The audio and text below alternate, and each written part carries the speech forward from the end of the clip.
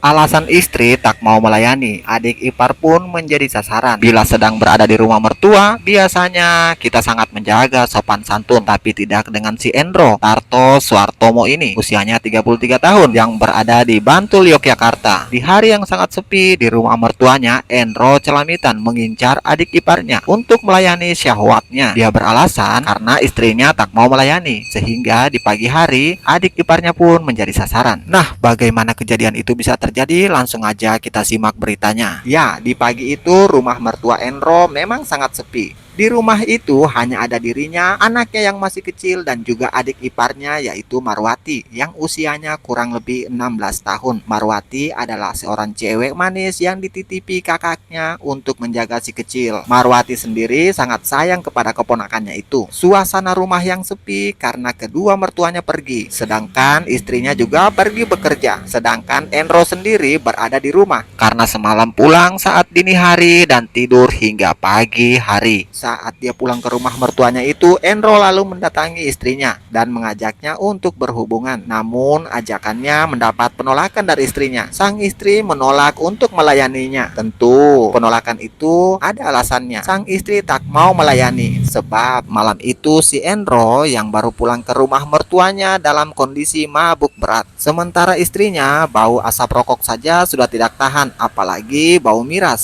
Saat itu Enro sendiri datang pada pukul 2. Kondisinya mabuk berat. Oleh karena itu sang istri menolak untuk melayani suaminya berhubungan badan karena tak tahan bau mulutnya. Pagi harinya saat dia bangun, suasana rumah mertua sepi. Dia hanya mendengar suara balita anaknya dan adik iparnya yang menjaga si balita itu. Dalam suasana rumah yang sepi itulah nafsu syahwat Enro kembali menggelora. Setelah semalam tidak dilayani oleh istrinya, maka pikirannya pun menjadi liar. Adik iparnya menjadi sasaran untuk syahwatnya. Dia pun kemudian mencari keberadaan Marwati yang merupakan adik iparnya itu. Ternyata sang adik ipar sedang tiduran di kamar sambil bermain HP dan sambil memomong keponakannya, yakni anak si Enro juga. Pria ini kemudian mengajak sang adik ipar untuk melakukan hubungan. Tentu saja Marwati si adik ipar menolak. Enro terus merayu, tapi Marwati tak kuasa untuk menolak. Enro lantas mencari akal. Dia menggunakan anak kandungnya yang masih balita itu untuk mengancam Marwati, sebab dia tahu adik iparnya itu sangat sayang kepada keponakannya. Enro mengancam akan membawa lari anaknya. Marwati tentu takut dengan ancaman seperti itu karena dia dititipi oleh kakaknya untuk menjaga anaknya. Dia juga takut berpisah dengan anak balita yang sangat dia sayangi itu. Maka akhirnya Marwati menuruti kemauan pria kakak iparnya itu.